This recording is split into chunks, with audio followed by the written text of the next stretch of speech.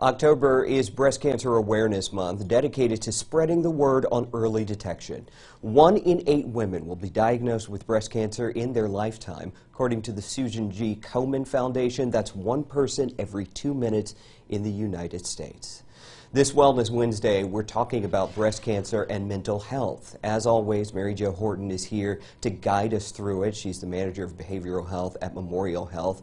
Welcome, Mary Jo, again. Thank you. And Mary Jo, you have a deep personal connection to this topic, right? Yes, absolutely. My mother had a double mastectomy in her 20s. I had a scare a couple of years ago, and this issue just has affected me throughout my life. Yeah. We were talking right before the show. You actually were just getting your mammogram when we decided we were going to talk about this. Yes, yeah. I was so thankful, and I went through such a difficult time a couple of years ago, and as I get older and you start to reflect on my risk factors, it really hits home about what, not myself, but so many millions of people go through every year. So you were telling me it's common for people to have a number of emotions during a breast cancer battle. That includes anxiety, fear, of course, sadness. Yes. Yeah. So, you know, you think about it, you have all the range of emotions. There's so much you don't have control over. And not everybody experiences the same emotions at the same time.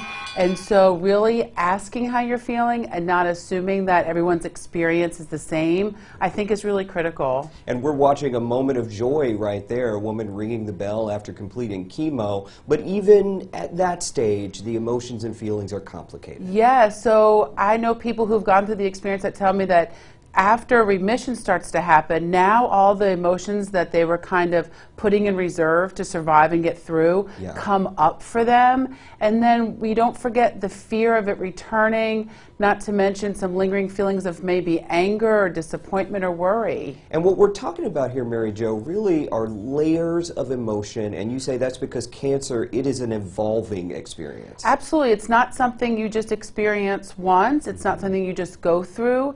At each stage of how you're interacting or it's impacting your life, you're going to have different emotions about that. All right, so people in treatment, they can struggle with a lot of things, particularly expressing their emotions, right? Absolutely. Many times people who are in treatment are just trying to make it through the day. They're trying to juggle maintaining as much as their normal life as they can. And for them to tell you how they're feeling and what they need can be particularly difficult. And you've been a loved one of someone struggling, and I'm sure you struggled with a little bit how to support them. So you never know what the right words to say is. You never know what help looks like.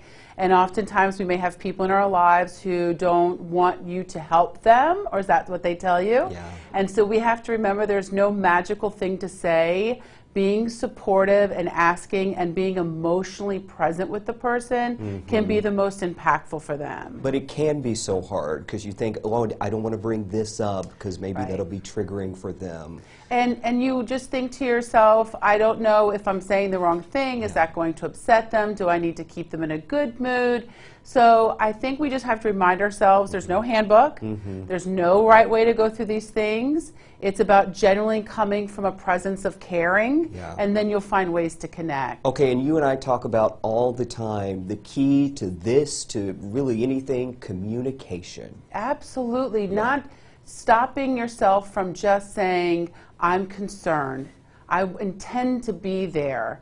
And I want to just share and listen. I think that the listening and people feeling heard and validating can be the most important thing you can offer. All right, and then little efforts are huge. Oh, you know, think about all the little things that people do for you that just make your day, whether it's a little card or a little text out of the blue, or somebody like picks up something or just does something that makes your day a little bit brighter. Those are the things that people remember how they impact your life. I love that. So when you think, oh, you know, I don't know what to do for this person, but I know they like this, so maybe I'll do, you know, bring them something or something like that. The little things, I think that I've been most touched in my life in a variety of ways when people just let me know that they're thinking about me in a positive manner. And if we can extend that to people and express to them our gratitude by little treats and ways that we care about them, I think it makes all the difference. And Mary Jo, finally, you know, we covered a lot here, and I'm so glad we're having this discussion. The one thing that you want people to take away from this discussion? I want us all to realize that how we feel is okay. struggle is the way that we build resiliency, and by leaning on each other and being honest, we're going to get through it together. All right, we always get through it together, Mary Jo. Thank you, Thank you. as always.